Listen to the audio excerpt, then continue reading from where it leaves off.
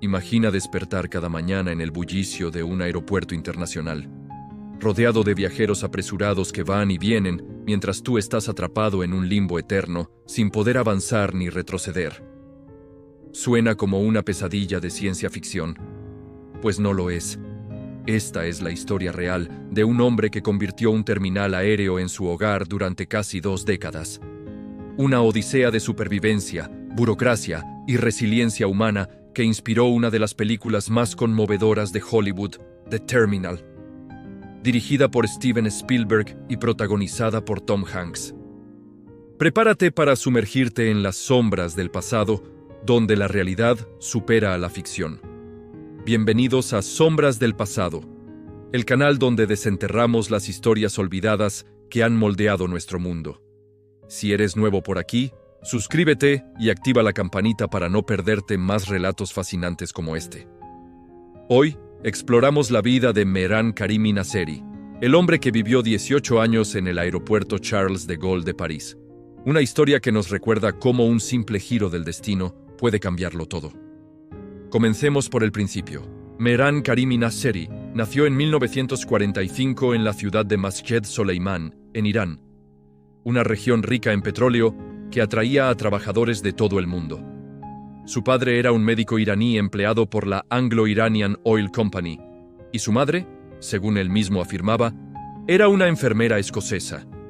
Sin embargo, esta afirmación sobre su madre ha sido cuestionada por algunos, ya que Nasseri a menudo tejía narrativas personales que mezclaban realidad y ficción para proteger su identidad o simplemente para sobrevivir emocionalmente. Desde joven, Mehran mostró un espíritu inquieto y una sed de conocimiento que lo llevaría lejos de su hogar. En la década de 1970, Irán estaba bajo el régimen del Shah Mohammad Reza Pahlavi, un periodo de modernización pero también de represión política. Nasseri, siendo un estudiante universitario en Teherán, se involucró en protestas contra el gobierno. En 1973, participó en manifestaciones estudiantiles que criticaban al Shah por su autoritarismo y corrupción.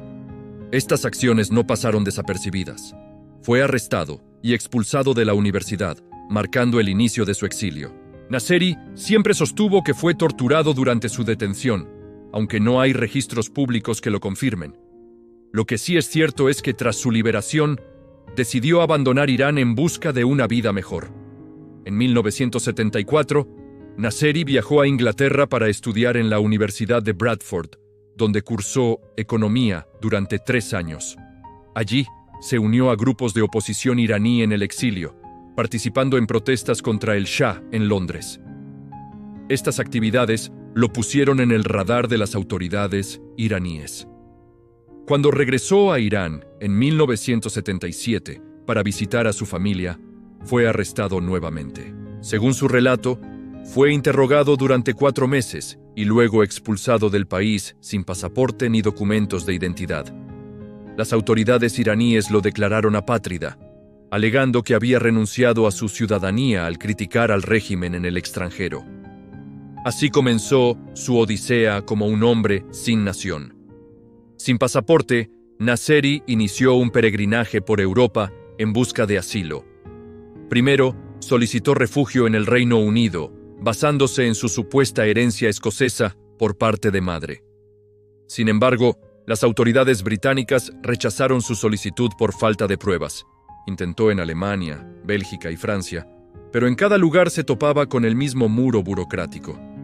Sin documentos válidos, no podía ser admitido. Durante estos años, vivió como un nómada, durmiendo en parques, estaciones de tren y albergues para indigentes. En 1981, la ONU le concedió el estatus de refugiado, reconociendo su persecución política en Irán. Esto le permitió obtener un permiso de residencia temporal en Bélgica, pero con una condición: no podía viajar sin un pasaporte válido. A pesar de este avance, la vida de Nasseri seguía siendo precaria. En 1988, decidió viajar a Londres para buscar a su madre biológica, armado solo con su credencial de refugiado de la ONU y un permiso belga. Abordó un ferry desde Bélgica a Inglaterra, pero al llegar a Dover, las autoridades británicas lo detuvieron por falta de pasaporte. Fue devuelto a Bélgica, donde los funcionarios belgas lo arrestaron por usar documentos inválidos para viajar. Tras una breve detención, fue liberado, pero su credencial de refugiado fue confiscada temporalmente. Desesperado, Nasseri decidió intentarlo de nuevo. Tomó un vuelo a París, con la esperanza de conectar a Londres desde allí.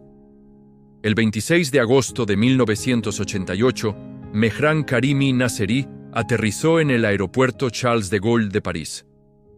Al presentar sus documentos en el control de pasaportes, los funcionarios franceses descubrieron que su credencial de refugiado había sido reportada como robada. Nasseri insistió en que la había perdido en el metro de París camino al aeropuerto, pero sin pruebas, no podía entrar en Francia. Tampoco podía ser deportado, ya que no tenía un país de origen reconocido.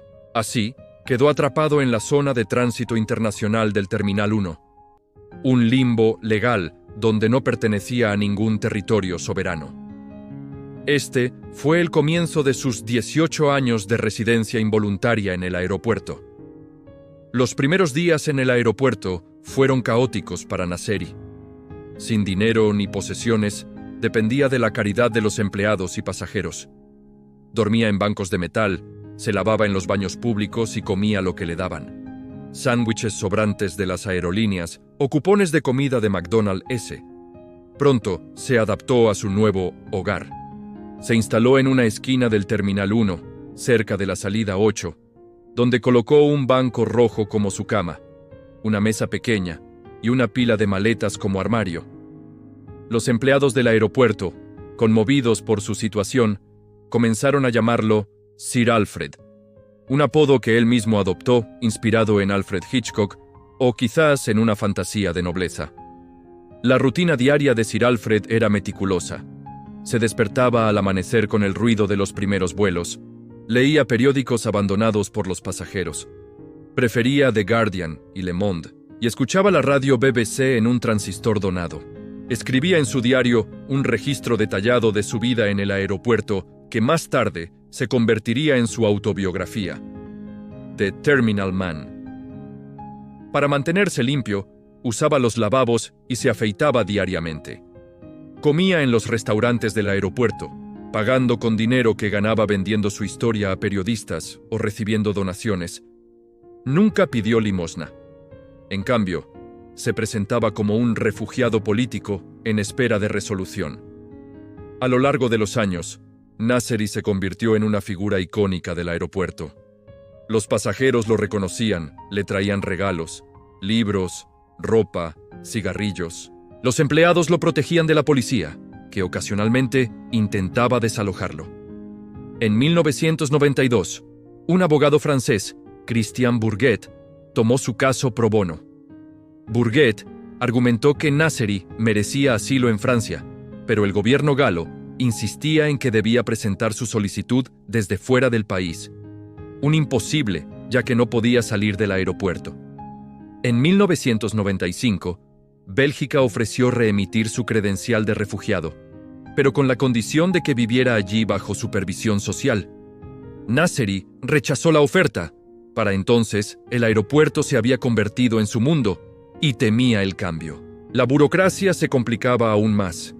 En 1999, Francia finalmente le concedió el estatus de refugiado y un permiso de residencia. Sin embargo, Nasseri se negó a firmar los documentos porque en ellos aparecía como iraní, y él insistía en ser reconocido como británico bajo el nombre de Sir Alfred Mehran. Esta obstinación prolongó su estancia. Psicológicamente, el aeropuerto le ofrecía seguridad, un lugar predecible, sin responsabilidades externas. Expertos sugieren que desarrolló un síndrome similar al de Estocolmo, apegándose a su prisión voluntaria. Mientras tanto, la historia de Nasseri captó la atención mundial. En 1993, inspiró la película francesa Lost in Transit, pero fue en 2004 cuando alcanzó la fama global con The Terminal. Steven Spielberg compró los derechos de su vida por $250,000, aunque Nasseri nunca vio la película completa. Solo fragmentos en la TV del aeropuerto. La cinta, protagonizada por Tom Hanks como Víctor Naborsky, un hombre de un país ficticio atrapado en el JFK de Nueva York, suaviza la realidad. Añade romance, humor y un final feliz. En la vida real, no hubo Catherine Zeta-Jones ni resolución rápida. Nasseri usó el dinero de los derechos para mejorar su vida en el aeropuerto. Compró un televisor, libros y ropa. Pero la fama trajo complicaciones. Periodistas lo acosaban y Nasseri se volvió paranoico, creyendo que lo espiaban. En 2006, su salud deterioró. Sufrió de malnutrición y problemas dentales. Hospitalizado en París, finalmente abandonó el aeropuerto el 26 de julio de 2006, tras 18 años. Fue trasladado a un albergue para indigentes en París, financiado por el dinero de la película. Allí vivió hasta 2008, cuando se mudó a un apartamento subsidiado. Sin embargo, nunca se adaptó del todo a la vida exterior. En septiembre de 2022, regresó al aeropuerto por voluntad propia, viviendo en el Terminal 2F, hasta su muerte el 12 de noviembre de 2022, a los 77 años, por un ataque al corazón. La historia de Mehran Karimi Nasseri es un testimonio de las fallas del sistema internacional de asilo. En un mundo interconectado, ¿cómo puede alguien caer en un vacío legal tan profundo? Su vida nos obliga a reflexionar sobre la identidad, la pertenencia y la resiliencia humana. A pesar de las adversidades, Nasseri mantuvo su dignidad, escribiendo su autobiografía y compartiendo su sabiduría con quienes lo escuchaban. Si esta historia te ha conmovido, no olvides suscribirte a Sombras del Pasado para más relatos que iluminan las sombras de la historia. Dale like, comenta qué te pareció y comparte con amigos. Hasta la próxima Sombra del Pasado.